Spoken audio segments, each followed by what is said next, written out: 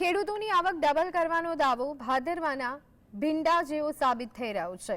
આમ તો ભાદરવા મહિનામાં તડકો આકરો પડે પણ તાપીના વ્યારામાં ભીંડાના યોગ્ય ભાવ ન મળતા અત્યારે હાલ તો ખેડૂતો આકરા પાણીએ રોતા જોવા મળી રહ્યા છે। યોગ્ય ભાવ ન મળતા ખેડૂતો વિરોધ કરવા માટે કલેક્ટર કચેરીએ પહોંચ્યા હતા।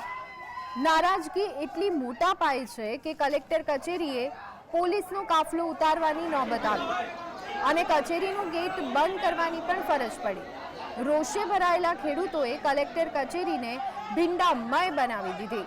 જો કે ખેડૂતોનો આ રોષ વ્યાજબી પણ છે, કેમ કે અમદાવાદ જેવા શહેરની જ વાત કરીએ તો ખેડૂતો પાસેથી વેપારીઓ 5 રૂપિયા કિલોના ભાવે ભીંડો ખરીદે છે અને આ જ ભીંડો સામાન્ય જનતા સુધી 100 રૂપિયા કિલો થઈ અને પહોંચે છે।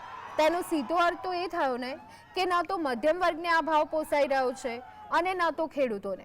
સાચી કમાણી કહો કે લૂંટ, એ તો વચેટિયા જ કરી રહ્યા છે। કલેક્ટર કચેરીના આ દ્રશ્યો જોઈ અને તમે પણ કહેશો, ખરેખર ભાદરવે ભીંડો ભરપૂર છે।